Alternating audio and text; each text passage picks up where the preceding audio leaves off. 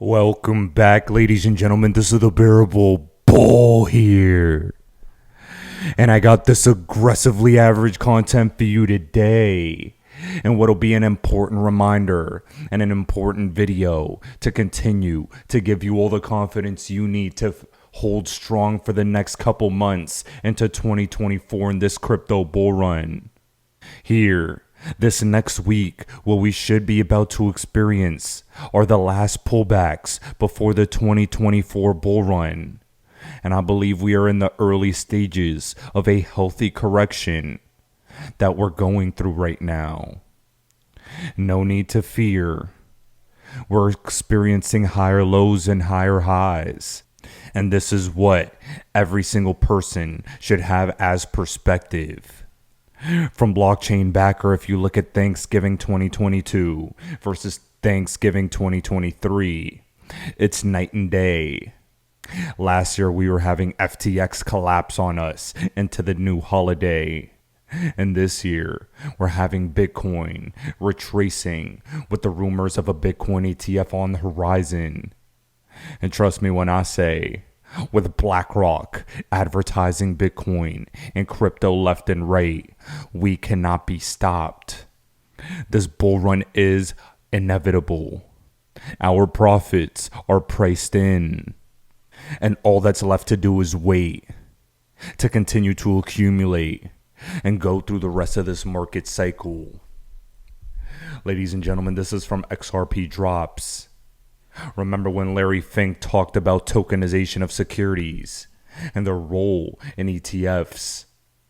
BlackRock has been preparing, laying down the foundation for the inevitable.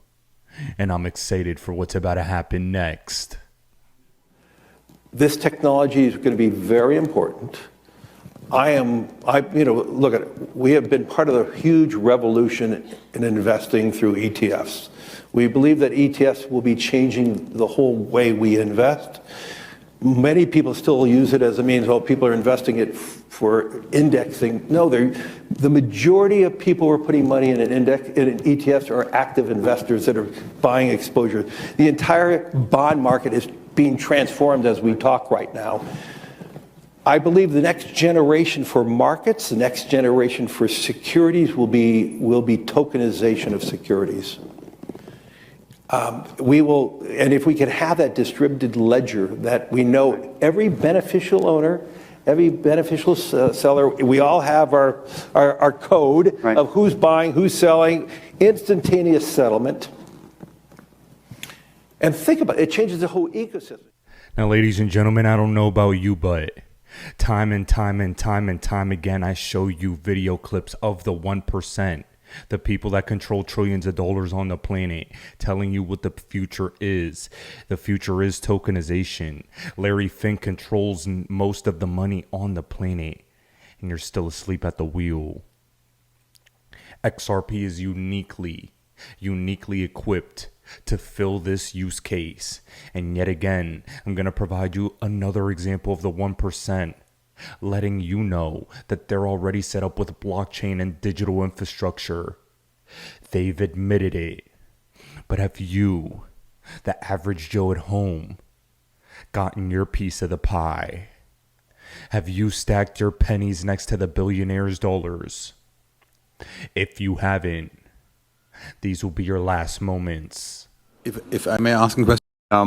It's still a pretty wide gulf, and it's sort of like there's a world that was pre all of the developments with, the cloud, etc. And then there's the post world, and the post world is pretty rapidly adopting these, but the rest of the world is not moving to that very quickly. So, one part of our business model actually is that the technology we develop for our business, we also license to others.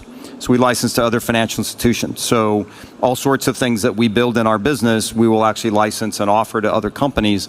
And it's still really hard. The adoption is still really slow, and it's really hard. And I think it'll pick up. I think things will go more rapidly. Whatever 1% of the world's assets are digital and 99% are still analog. So there's still a lot of work that has to be done to bridge that gap. But it has been probably slower than I would have thought. If I may. Now, guys, that is an important point that I need to hammer home. And I'm always reminded of a quote stated by Christine Lagarde.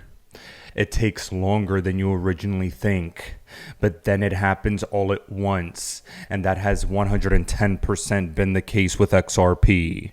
And a big reason for that has been the lawsuit, has been the case, has been the regulatory uncertainty in the United States. But we need to be reminded about the magnitude of the markets Ripple is trying to conquer.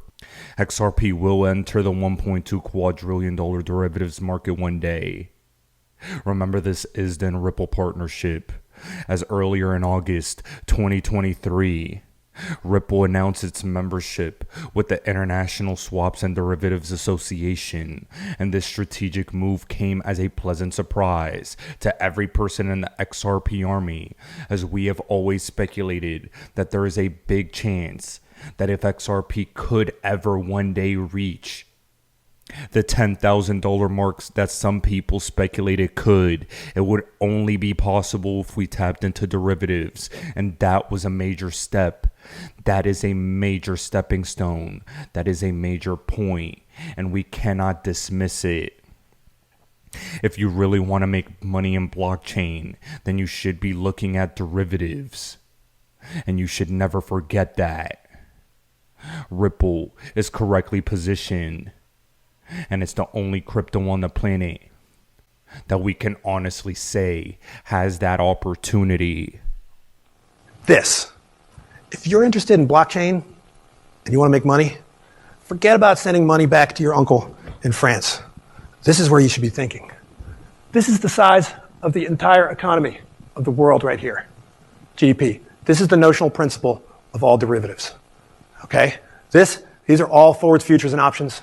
And these are all derivatives except interest rate swaps. This right here, interest rate swaps. Biggest universe that most of you have never heard of. Millions of lawyers, millions of traders, millions of accounts. All that can be put on the blockchain. Okay? And all this clearing system and settlement system, which we took, Dodd-Frank is like this thick. This much of it has to do with clearing and settling of swaps. Okay? It's a nightmare. It's a mess. And we can take this whole system and simplify it with distributed ledgers. Okay, now, guys, I think you're all going to see where I'm going with this. As Crypto Eddie posted this clip of Navin Gupta at the Dubai Summit, stating that Ripple is making payments a smaller part of its vision. Originally, in the first clip I just played you, they talked about if you really want to make money in blockchain, don't worry about all these settlements, sending money back and forth from different countries. Look at the derivatives market. We always believed here in the XRP community that cross-border payments and settlements was the original use case to get Ripple tapped in to the infrastructure, to the SWIFTs, to the IMFs, to the BIS. But then at a certain point, they were going to pivot to derivatives. A lot of people want to try and paint the narrative that Jed McCaleb was over here an enemy of Ripple when he made Stellar. But I think Stellar is going to take over that cross-border payments niche that everyone thinks Ripple is going for with XRP. And I think XRP is going to be delegated to the derivatives market. Here, please listen to Navin Gupta tell you that payments are now becoming a smaller part of Ripple's vision, and this continues to fuel the narrative that we in the XRP army have speculated for a long time. As a Ripple, we are an enterprise crypto payment solutions company. Our payments is now becoming a smaller part. Lots of other things are emerging and becoming bigger and bigger. So let's take simply an institution that wants to use crypto for any purpose, either for tokenization, for payments, for custody. We are building solutions to essentially provide that. We are one-stop shop for an institution that wants to delve into cryptos, right? Information almost became zero cost. So you can send millions and millions of email. It really doesn't matter. All you pay is $39.99 per year, per month, or per year, depending upon your subscription fee. Exactly the same thing will happen to money as well. My advice would be, don't worry about where digital assets are going. Invest in picks and shovels. So Levi's, which produce jeans, people who were producing picks and shovels, you can't go wrong with that because the industry will become 50, 100 times bigger. and the infrastructure will always win, irrespective of which digital asset wins. Ladies and gentlemen, infrastructure will always win. Ripple and XRP are an infrastructure play. We are in the infancy stages of the crypto market. And if you don't get it yet, you're going to get left behind, or you're going to regret not holding this XRP. Guys, I'm going to cap off this video for today, leaving you with Brian Brooks, one of my favorite people in the crypto space, stating that when you have a company that's going to destroy, or at least disintermediate an incumbent, it will be hard for them to embrace the change. That is exactly what happened with Ripple and XRP in the SEC lawsuit. That is why we got targeted, because the JP Morgans of the world, who chose Ethereum for themselves instead, weaponized the SEC and innovation against Ripple, one of their bigger competitors. Ripple is disrupting the banking system. Ripple is disrupting the big banks. And that's what people don't understand. Ripple is the decentralized banking software company. And they're going to empower the smaller and medium-sized banks more than the big banks. Ether was always the big banker's coin. And that's what people don't understand. Is the US anti-innovation?